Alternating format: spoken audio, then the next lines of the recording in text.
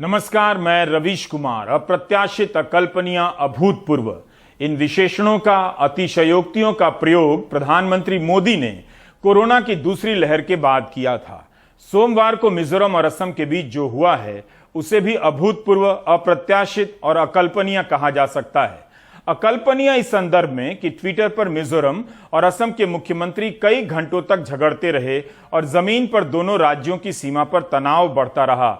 इस पूरी घटना पर ना तो तब और न घटना के कई घंटे बाद तक प्रधानमंत्री और गृहमंत्री ने कोई ट्वीट नहीं किया और न ही असम के मारे गए पुलिस जवानों को श्रद्धांजलि दी।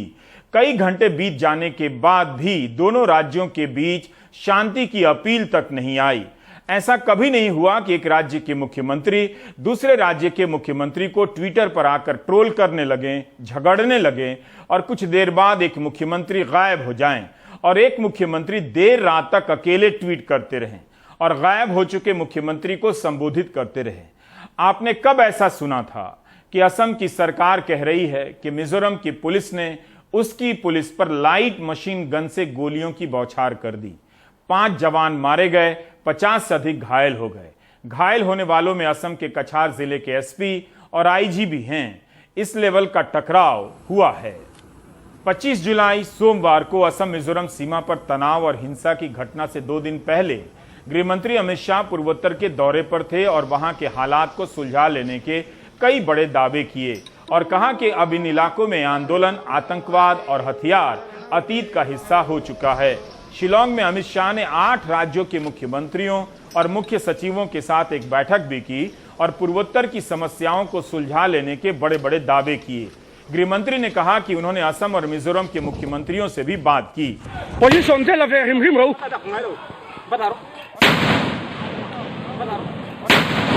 मिजोरम में मिजो नेशनल फ्रंट की सरकार है और इसमें बीजेपी भी भागीदार है। असम में बीजेपी की सरकार है। यह उम्मीद करना ठीक नहीं होगा कि 2 राज्यों के मुख्यमंत्री ट्विटर पर झगड़ने लगे तो गृहमंत्री और प्रधानमंत्री भी ट्विटर पर ही कूद पड़े। लेकिन असम और मिजोरम से आई प्रेस रिलीज में कहीं भी इस बात का जिक्र नहीं है कि कल दिन में अमित शाह और प्रधानमंत्री ने बात कर मामले को सुलझाने का प्रयास किया। मिजोरम सरकार की प्रेस रिलीज में इतना जरूर है कि गोलीबारी की घटना के बाद अमित शाह ने दोनों से फोन पर बात की और दोनों की पुलिस को सीमा से हटने के लिए कहा। सोमवार को दोनों मुख्यमंत्रियों ने कुल 11 ट्वीट किए, लेकिन एक बार भी नहीं कहा इन दोनों मुख्यमंत्रियों ने कि अमित शाह का फोन आया था। देर रात तक खबर आती है कि असम मिजोरम सीमा पर गोली चल गई है, जिसमें असम के 5 पुलिसकर्मी मारे गए हैं और 50 से अधिक लोग घायल हुए हैं। तो क्या मामले को असम और मिजोरम पर पूरी तरह छोड़ दिया गया? क्या यह इतना हल्का मामला है कि गृह मंत्रालय 24 घंटे से अधिक समय से चुप है? सूत्रों के हवाले से ही खबरें आती हैं, तो हम भी प्राइम टाइम के हवाले से सवाल पूछ लेते हैं।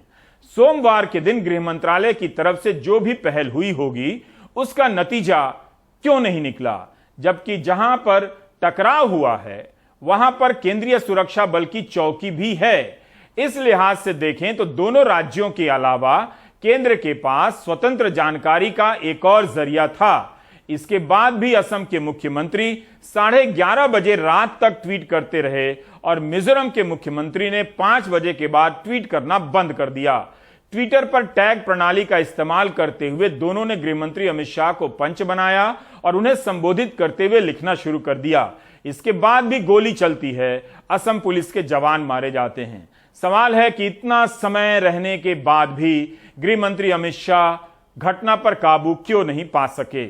सोमवार को सबसे पहले 1:50 पर मिजोरम के मुख्यमंत्री जोरमथंगा वीडियो के साथ ट्वीट करते हैं। उस ट्वीट में अमित शाह को भी जोड़ते हुए कहते हैं कि इसमें देख सकते हैं कि नागरिकों और सुरक्षा बलों के बीच टकराव हो रहा है। गृह मंत्री जी देखिए और रोकिए। फिर 2:53 पर मिजोरम के मुख्यमंत्री दूसरा ट्वीट करते हैं कि कछार से लौट रहे मासूम जोड़े को ठगों और गुंडों ने मारा है। इस तरह की हिंसा को आप कैसे सही ठहरा सकते हैं? इस ट्वीट को कछार के कमिश्नर पुलिस और असम के पुलिस प्रमुख को टैग करते हैं। इसके ठीक 4 मिनट बाद असम के मुख्यमंत्री हिमंता बिस्वा शर्मा ट्वीट करते हैं। मुख्यमंत्री को जवाब देते हैं, लेकिन गृहमंत्री और पीएमओ को भी जोड़ लेते हैं। असम के मुख्यमंत्री कहते हैं कि माननीय जोरमथंगा जी, क्या आप इसकी जांच करेंगे कि मिजोरम की तरफ के लोग हाथों में डंडा लिए क्यों खड़े हैं और हिंसा क्यों भड़का रहे हैं। हम नागरिकों से अपील करते हैं कि कानून को हाथ में ना लें, दोनों सरकारों के बीच शांतिपूर्ण बातचीत होने दें। मामला शांत नहीं हुआ। 3:25 पर असम के मुख्यमंत्री फिर से ट्वीट करते हैं कि जोरमथंगा जी, कोलासिब के पुलिस अधीक्षक हमसे कह रहे हैं कि हम अपने पोस्ट से जब तक नहीं जाएंगे लोग नहीं सुनेंगे, ना ही हिंसा रोकेंगे। ऐसे हालात में हम सरकार कैसे चला सकते हैं। इस ट्वीट को भी अमित शाह और पीएमओ इंडिया को टैग किया जाता है। इस ट्वीट के 46 मिनट बाद मिजोरम के मुख्यमंत्री असम के मुख्यमंत्री को ट्विटर पर ही जवाब देते हैं। आदरणीय हिमंता जी, गृहमंत्री अमित शाह के साथ मुख्यमंत्रियों के बैठक के बाद भी हैरानी है कि असम पुलिस ने अपनी 2 कंपनी और लोगों को भेजा है और आज मिजोरम की सीमा के भीतर ऑटो रिक्शा स्टैंड पर नागरिकों पर लाठीचार्ज किया गया और आंसू गैस के गोले छोड़े गए। उन्होंने सीआरपीएफ और मिजोरम पुलिस की चौकी को भी रौंद डाला है। अब इस ट्वीट के 25 मिनट बाद असम के मुख्यमंत्री फिर से ट्वीट करते हैं कि मैंने अभी मुख्यमंत्री जोरमथंगा जी से बात की है।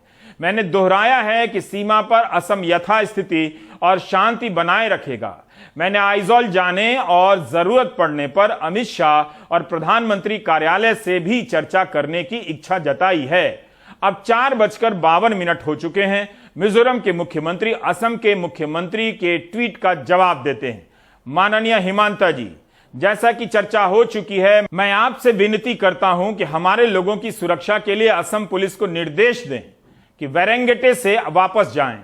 इस ट्वीट को अब नरेंद्र मोदी, अमित शाह, प्रधानमंत्री कार्यालय और गृह मंत्रालय को टैग किया जाता है। इसके बाद मिजोरम के मुख्यमंत्री इस विषय पर ट्वीट करना बंद कर देते हैं।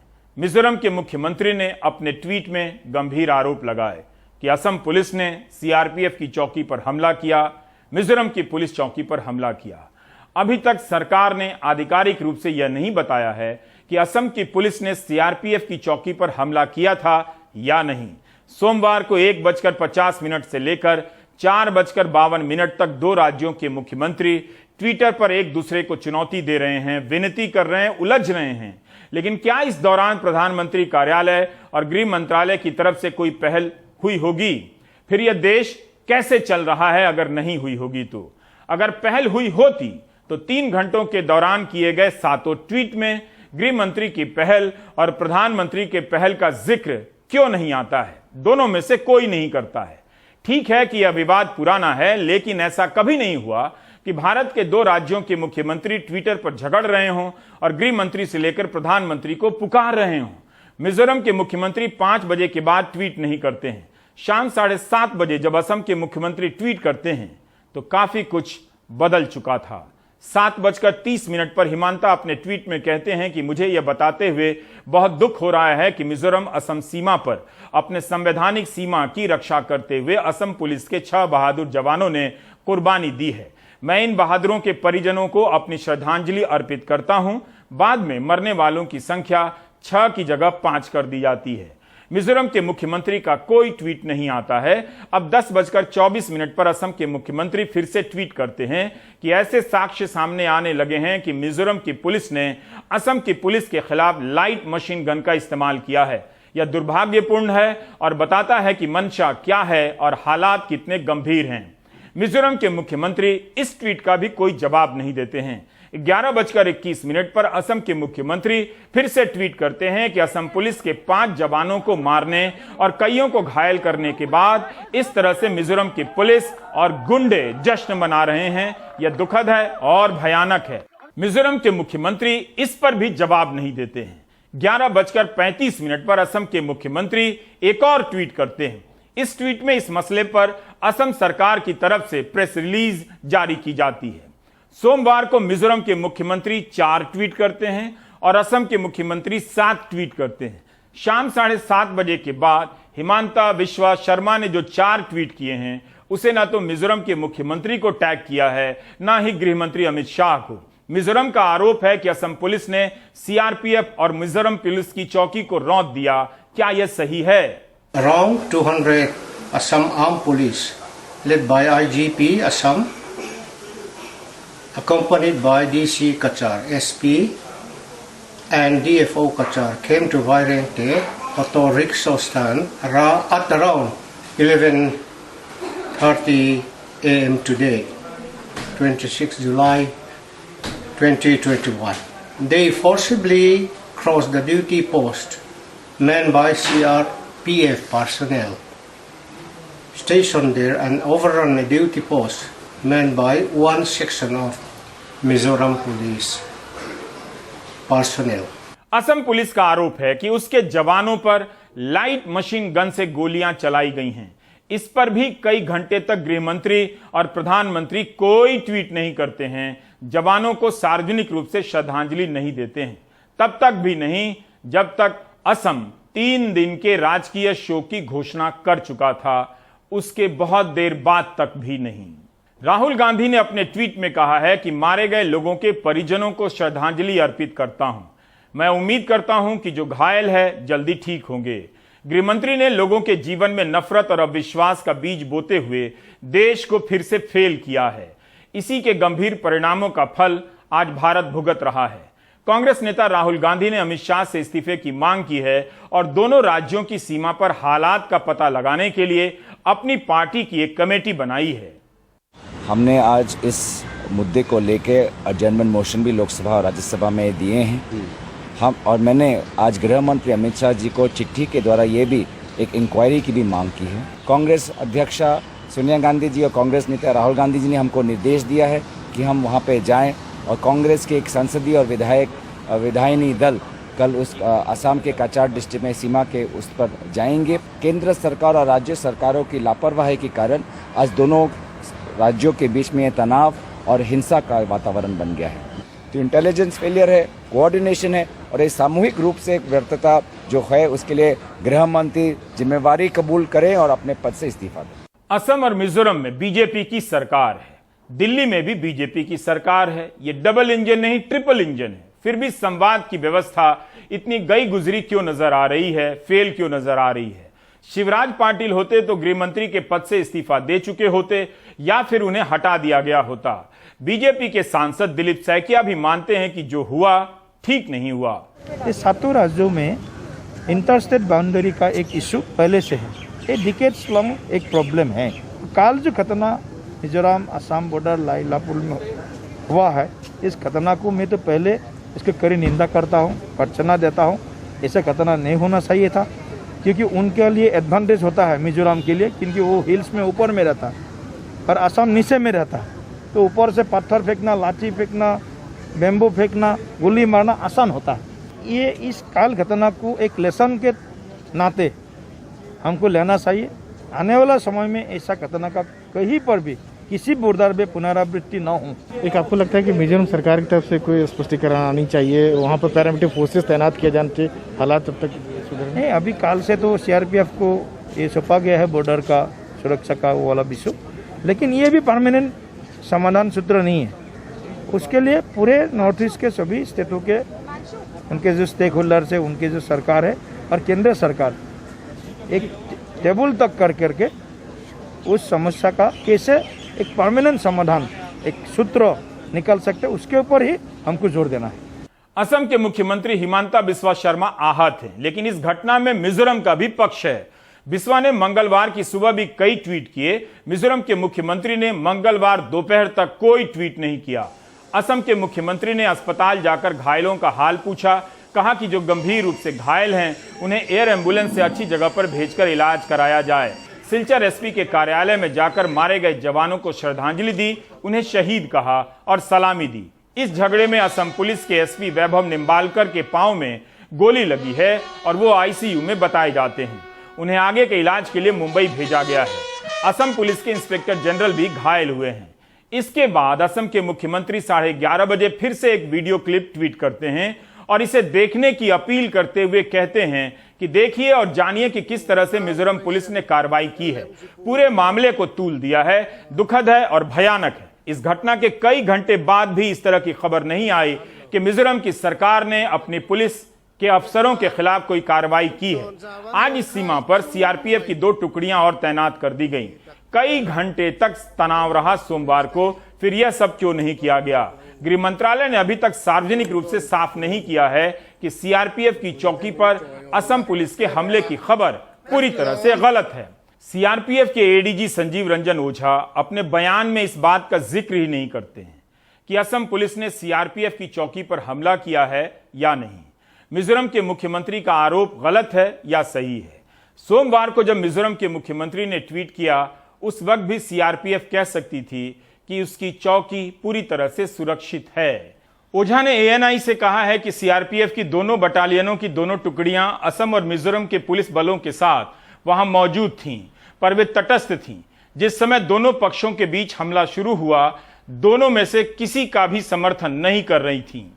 एडीजी संजीव रंजन ओझा ने कहा है कि मिजोरम की पुलिस ऊंचाई पर थी और असम की पुलिस नीचे। इनके बयान से पता चलता है कि सीआरपीएफ के महानिदेशक ने गृह मंत्री को हालात की जानकारी दी थी। सोमवार को कल शाम 4 बजे से 4:30 बजे के बीच निर्देश मिला कि हालात पर नियंत्रण कायम करे। सीआरपीएफ ने लाउडस्पीकर से ऐलान भी किया, केवल असम पुलिस पूरी तरह से हटी, ये ओझा कहते हैं। मिजोरम पुलिस और एसपी कोलासिब मौके पर ही मौजूद रहे। मिजोरम से डीआईजी मौके पर पहुंचकर हटने को मनाते भी रहे। सीआरपीएफ ने यह नहीं कहा कि गोली किसकी तरफ से पहले चलाई गई, यही कहा कि दोनों के बीच गोलियां चली हैं। असम सरकार ने अपने बयान में कहा है कि जब गोली चल रही थी तब मिजोरम के मुख्यमंत्री को 6 बार फोन किया, लेकिन कुछ नहीं हुआ। I think last we talked about around 4:45 yesterday. So we started talking from 11:30 till 4:45, and during the day, Home Minister Amit Shah has called both of us not less than 4 times. Then he said that तुम लोग दोनों बात करो, फिर we were talking. Then we decided on an agreement that this will be the agreement. Then suddenly firing comes. We have not backtracked. Our people may have died, but we are there. We are solidly there. We are defending our constitutional boundary as long this is our boundary. So if tomorrow government of India say it is not in your boundary, then it is a different matter. दो राज्यों का झगड़ा किस हद तक आगे जा चुका है। दूसरे दिन भी एक राज्य अपने पक्ष में वीडियो ट्वीट कर रहा है। यह तब है जब मोदी सरकार पूर्वोत्तर के मामले में सक्रिय दिलचस्पी रखने के लिए जानी जाती है। असम के मुख्यमंत्री हिमांता बिस्वा शर्मा ने कहा है कि असम पुलिस इस बात की जांच करेगी कि मिजोरम के लोगों के पास हथियार कहां से आए। मिजोरम के लोगों के पास हथियार कहां से आए, इसकी जांच असम को करनी चाहिए, या केंद्रीय सुरक्षा एजेंसियों को, या मिजोरम को खुद। क्या बिहार की पुलिस इस बात की जांच करेगी कि यूपी के लोगों के पास हथियार कहां से आए? असम के मुख्यमंत्री बिस्वा शर्मा सुप्रीम कोर्ट भी जाने की बात कर रहे हैं और इस विवाद को कांग्रेस से जोड़ना नहीं भूलते हैं। This is not a political issue. This is a long-standing border dispute. When Buddha side Congress government was there, that point of time also that this dispute was there. When Mr. Torun Gogoi was in Assam and Mr. Lal Thanwala was in Mizoram, that point of time also that dispute was going on. Enforcement was there. So these are dispute basically between two states. It is not between two political parties. Assam में BJP की सरकार का यह 6ठा साल है, लेकिन दोष कांग्रेस की सरकार को दिया जा रहा है। असम के कछार और मिजोरम के कोलासिब के बीच सीमा विवाद वाकई पुराना है। पहले भी झड़पें हुई हैं, लोग मारे गए हैं, लेकिन कांग्रेस के राज में दो मुख्यमंत्रियों के बीच ट्विटर पर इस तरह की लड़ाई नहीं देखी गई। आप यह नहीं कह सकते कि दिल्ली की सरकार को पता नहीं था। इसके बाद भी यह घटना हुई है। विवाद खत्म नहीं हो रहा है, यहां तक कि आपने असम का पक्ष सुना, अब मिजोरम का भी सुनिए। मिजोरम की सरकार ने भी प्रेस रिलीज जारी किया है और कहा है कि सोमवार को दिन के 11:30 बजे असम पुलिस के आईजी एसपी के नेतृत्व में 200 पुलिस बल मिजोरम की सीमा में घुस आए। असम पुलिस ने पहले सीआरपीएफ की पोस्ट को ढहा दिया, फिर पास में ही मौजूद मिजोरम पुलिस की पोस्ट को रौंद दिया, कई गाड़ियों को नुकसान पहुंचाया। यह पता चलते ही वैरंगटे शहर के लोग घटनास्थल पर पहुंच गए। असम पुलिस ने उन पर हमला कर दिया। एसपी और डीएम ने उनसे बात करने की कोशिश की, लेकिन असम पुलिस अड़ी रही। 4:50 पर असम पुलिस ने मिजोरम पुलिस पर आंसू गैस के गोले दागने शुरू कर दिए। मिजोरम पुलिस ने भी जवाबी कार्रवाई की। हमले के वक्त कोलासिब के एसपी सीआरपीएफ के ड्यूटी कैंप में ही थे और असम पुलिस के अधिकारियों से बात कर रहे थे। पूरी घटना दुर्भाग्यपूर्ण और दुखद है। सब कुछ असम पुलिस के आक्रामक रवैये से शुरू हुआ। गृह मंत्री ने दोनों से बात की और असम पुलिस पीछे हट गई और सीआरपीएफ के हवाले उस जगह को कर दिया। मिजोरम की सरकार असम पुलिस की हिंसा की निंदा करती है कि वह मिजोरम के इलाके में घुस आई। मिजोरम की सरकार इस हिंसा में घायल दोनों तरफ के लोगों के ठीक होने की कामना करती है, मानती है कि इसे टाला जा सकता था।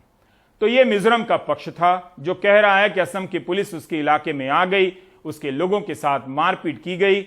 असम कह रहा है कि मिजोरम ने गोली चलाई। इस मामले को केवल पुराना कहकर नहीं टाल सकते।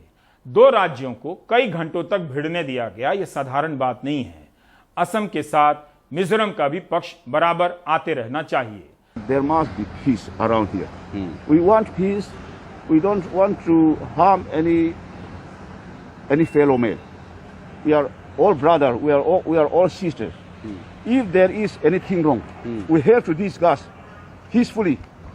We have to discuss everything. This is important. Yeah, You are saying that in the meeting. Through talks, the tension should be. Yeah, we have to. We should not have use any arms. We should not have use any force. सोमवार की घटना बता रही है कि संवाद हर स्तर पर टूटा है और हर किसी के साथ टूटा है। दो राज्यों का इस तरह से झगड़ना और केंद्र का देखते रह जाना प्राइम टाइम के देखने जैसा लगता है। इतने सारे सवाल हो जाते हैं कि जवाब देना मुश्किल हो जाता है, जवाब ही नहीं आता है। मध्य प्रदेश के अनुराग द्वारी की यह रिपोर्ट देख सकते हैं। मामला दूसरा है कोविड के टेस्ट किट का।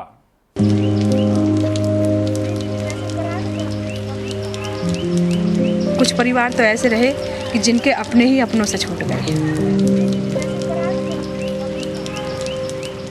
अप्रैल में भोपाल की संतोष कंसाना के घर में सास, ससुर और बच्चों समेत 4 लोग कोरोना संक्रमित हुए। 3 की रिपोर्ट रैपिड एंटीजन किट में नेगेटिव आई। सीटी स्कैन कराने पर पुष्टि हुई कि कोरोना उनके सास ससुर के 70% फेफड़ों को संक्रमित कर चुका है।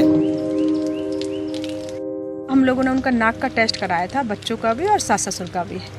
तो उसमें मेरे सास ससुर और छोटी वाली बिटिया, इन तीनों का नेगेटिव आया और एक बड़ी बेटी का पॉजिटिव आया था। लेकिन उनकी जब तबीयत ज़्यादा ख़राब हुई तो हम लोगों ने फिर उनका सिटी स्कैन कराया और सिटी स्कैन में उनको 70% वो बताया कोरोना है।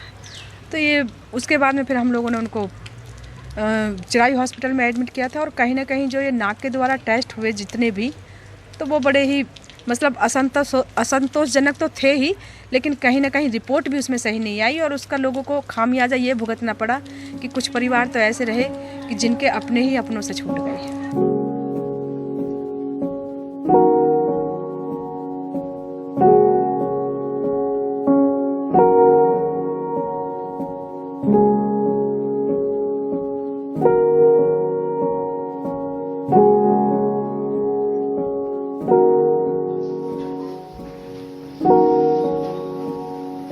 कुंदन पंजाबी के घर में भाई, माँ, भाभी समेत 5 लोगों की मौत हो गई। इनकी भी शिकायत है कि जांच में गफलत से तबीयत बिगड़ी। वेंटिलेटर पे उसने 5 दिन संघर्ष किया, नहीं रह पाया हूँ।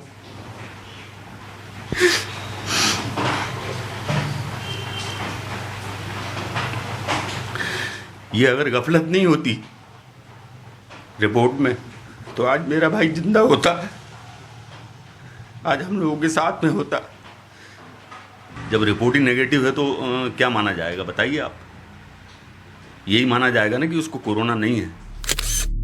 दरअसल मध्य प्रदेश में मई जून में कोविड मरीजों की जांच के लिए दक्षिण कोरिया से प्रति किट 47 रुपये 89 पैसे के हिसाब से 15 लाख किट 7 करोड़ 18 लाख रुपए में खरीदे गए, जिसका नाम था बायोक्रेडिट कोविड-19 एजी, जिसे वहां की रैपिजन इंक नाम की कंपनी ने बनाया था। इस किट को Indian council of medical research ने नॉन अप्रूव्ड वाली सूची में रखा था। इसी किट को Madhya Pradesh public health services यानी MPPHCL ने जिलों में बांटा। इस किट को लेकर सैंपलिंग टीम के नोडल अधिकारी डॉक्टर के अग्रवाल ने 29 जून को प्रशासन को खत लिखकर कहा, यह किट बहुत ही निम्न गुणवत्ता की है। इस किट में कंट्रोल लाइन नहीं आती, बफर डालने पर फ्लडेड हो जाती है, जो लक्षण वाले मरीजों के भी जांच में परिणाम को नेगेटिव बताती है। RT-PCR जांच में पॉजिटिव आ रहा है, उसे ये किट नेगेटिव बता रही है। ये किट ICMR पोर्टल में रजिस्टर्ड नहीं है। इसके रजिस्टर्ड नहीं होने से रैपिड टेस्ट की एंट्री नहीं हो पा रही है। कृपया कर उच्च गुणवत्ता के रैपिड एंटीजन किट देने का कष्ट करें। ICMR के वेबसाइट पर 9 जून को आज भी ये किट नॉन अप्रूव्ड की लिस्ट में है। वो सब वैलिड किट है, लेकिन सरकार कहती है वैलिडिटी है। भ्रष्टाचार मध्य प्रदेश में हुआ है। कांग्रेस का आरोप है कि सरकार ने आपदा में अवसर ढूंढा है। नहीं, घटिया नहीं आई। जब तक वैलिडिटी सर्टिफिकेट नहीं होता तब तक वो पोर्टल में दर्ज ही नहीं होती। इसलिए ये कहना पूरी तरह से गलत है कि किसी तरह की गलत किट का उपयोग किया गया। सभी किट जो भी गाइडलाइन है उसकी वैलिडिटी सर्टिफिकेट के बाद ही उपयोग की गई है। मोदी जी ने मना किया था, उसके बाद खरीद लिया। मुझे आज तक समझ नहीं आया कि शिवराज सिंह जी मैनेजमेंट कर रहे थे, जनता को मूर्ख बनाकर संतुष्ट कर रहे थे, या इस कोरोना के काल से लड़ रहे थे। मैं मानता हूं हद दर्जे की लापरवाही मध्य प्रदेश में हुई है, हद दर्जे की भ्रष्टाचार मध्य प्रदेश में हुआ है, और मध्य प्रदेश के सरकार के क्रियाकलापों से मोते हुई है। इसके दोषी कौन है? शिवराज सिंह जी। देश और प्रदेश ने आपका तांडव देखा है। डॉक्टरों ने पहले ही प्रशासन को लिखा था, साफ कहा PM केयर फंड से मिले वेंटिलेटर गड़बड़ हैं। इससे पहले हम आपको PM केयर से मिले घटिया वेंटिलेटर की कहानी दिखा चुके हैं। ऐसे ये कुछ खराब है, बाकी अधिकांश चल रहे हैं। वेंटिलेटर में ऑपरेशनल दिक्कत आ रही है। केयर फंड से 2 वेंटिलेटर हमारे पास आए हुए हैं, जिसका कि कंपनी लेवल से इंस्टॉलेशन होना है। कंपनी लेवल पे हमने करस्पॉन्डेंस कर रखी हुई है। इसमें भी इसकी पुष्टि डॉक्टरों ने ही की थी, हमने नहीं। सरकार का कहना है कि मामला क्वालिटी का नहीं बल्कि तकनीकी है। RT-PCR को कोरोना में गोल्ड स्टैंडर्ड माना जाता है, और ये माना जाता है कि RT-PCR और रैपिड एंटीजन के बीच 50 बनाम 50 का औसत होगा। लेकिन अब ज़्यादातर टेस्ट रैपिड एंटीजन से हो रहे हैं, यानी मामले में और सावधानी बरतने की ज़रूरत है। महामारी में खरीदारी को लेकर कई सवाल उठते रहे हैं। आर्थिक अपराध शाखा में शिकायत भी दी गई है, लेकिन बड़ा सवाल ये है कि जब आरोप राजा और मंत्रियों पर ही लगे हों तो क्या पहरेदार जाँच कर पाएगा? भोपाल से कैमरा पर्सन रिजवान खान के साथ अनुराग द्वारी, NDTV इंडिया। तो किट खराब है, PM केयर्स से जो वेंटिलेटर्स की सप्लाई हुई वो खराब है, इसके बाद भी जांच का सवाल नहीं है। सवाल तो यही है कि हर सवाल उनके लिए सवाल क्यों नहीं है। ब्रेक ले लीजिए।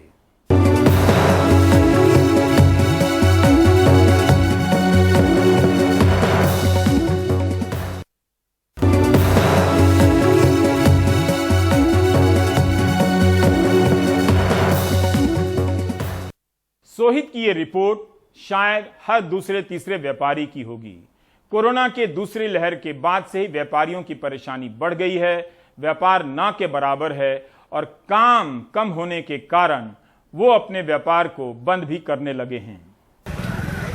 मुंबई के धारावी इलाके में ट्रैक पैंट बनाने का काम करने वाले अहमद रजा के यहाँ पहले 15 मजदूर काम करते थे, लेकिन अब केवल 6 लोग ही हैं। दुकान सामान से भरी हुई है क्योंकि कोई खरीदार नहीं है। यही हाल कपड़े के कारोबार से जुड़े सराजुद्दीन अंसारी का भी है। पहले 15 से 20 मशीनों पर काम होता था, अब मांग न होने की वजह से केवल 4 मशीनों पर काम हो रहा है। पैसे नहीं आ रहे हैं, लेकिन मजदूरों को उनका वेतन, EMI और बिजली का बिल तो भरना ही है। जितना 6 बंदे हफ्ते में बनाते हैं उतना ही नहीं सेल हो पाता है, तो और 10 जन को कैसे बना के काम देंगे? इस हिसाब से मतलब मार्केट का पोजीशन ख़राब है। और दुकान का ऊपर से 30,000 भाड़ा है, plus 7,000 light bill, plus 3-4 labour helper, उनका मेंटेनेंस लगभग 80,000 जाता है।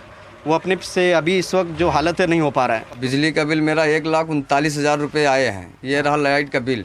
BST वालों ने सुबह शाम 3 बार फ़ोन आना, मीटर निकाल ले जाऊंगा, ये करूंगा, फिर उसके बाद में इनसे उनसे ले करके मैं कैसा भी करके 60,000 रुपये भरा हूं। अभी ये 25 तारीख का फिर वो लिखा करके सामने वाले ने लिया है कि 25 को तुमको खुद कुछ भरना पड़ेगा। अब ये मेरे पास इंतजाम कुछ है नहीं भरने के लिए। इस तरह के धारावी में कई छोटे छोटे कारखाने हैं और सभी की कहानी एक जैसी है। धारावी गारमेंट एसोसिएशन के अध्यक्ष बब्बू खान बताते हैं कि अब व्यापारियों के पास इतने पैसे नहीं हैं कि वो अपने मजदूरों का ख्याल रख सकें। जो हमारे पास में जो औरले काम करने वाले लोग थे, हम उनको एडवांस दे दे के थक चुके। हमारे पास काम नहीं है। अगर हम उनको बंद कर देते हैं फैक्ट्री, उनको गांव चले जाते हैं वो लोग, तो हम लोग परेशान हो जाते हैं। आज हमारे पास 30% काम है। अब इस 30% काम में हम कितने लोगों का पेट भरेंगे? गारमेंट के अलावा लेदर के लिए मशहूर धारावी में भी हालात कोई अलग नहीं है। 3 पीढ़ियों से इस व्यवसाय से जुड़े चंद्रकांत पोटे बताते हैं कि कई व्यापारी जो किराए पर दुकान चला रहे थे, उन्होंने इसे बंद कर दिया है और कई इसी राह पर हैं। दुकान में 12 बजे से पहले ग्राहक आते नहीं हैं और सरकार का कहना है कि 4 बजे के बाद दुकानों को खुला नहीं रखा जा सकता। इन्हें समझ नहीं आ रहा कि आखिर ये अपना व्यापार कैसे चलाएं। कितनी भी जल्दी करेंगे, कोशिश करेंगे तो 11-12 बजे से पहले दुकानें खुलती नहीं हमारी। फिर उसके बाद 3-4 घंटे में अभी जैसे कि लोग भी बहुत कम हैं आने जाने वाले, क्योंकि लोग अपने अपने जगह पे जॉब पे जाएंगे या फिर हमारे पास शोरूम में आएंगे। नॉर्मली प्रैक्टिस कैसे होती थी कि लोग 4-5 बजे तक जॉब करते थे, उसके बाद जब छूटता था तो वो 5-6 बजे के बाद रियल में हमारे कस्टमर आते थे। काम नहीं होने की वजह से धारावी में मजदूर नहीं है, लिहाजा दोपहर के समय मजदूरों से भरे रहने वाले होटल खाली पड़े हैं। मजदूरों के नहीं होने का असर इनके व्यापार पर पड़ा है और इसलिए इन्होंने अपने यहाँ से भी 3 लोगों को काम से निकाल दिया है। हमने 2-3 स्टाफ कम कर दिया है, इसलिए 2-3 स्टाफ से ही काम चला रहे हैं। सरकार की ओर से भले ही करोड़ों रुपयों के पैकेजेस का ऐलान किया गया हो, लेकिन ज़मीनी हकीकत यही है कि लोग परेशान हैं। न ही मजदूरों के पास काम है और न ही लोगों के पास व्यापार है। साथ ही कोरोना के बाद जिस तरह से नियम बनाए गए हैं, उसने व्यापारियों की परेशानी और बढ़ा दी है। मुंबई से कैमरा पर्सन प्रवीण जिरोहित के साथ सोहित मिश्रा, NDTV इंडिया। आप देख रहे थे प्राइम टाइम। नमस्कार।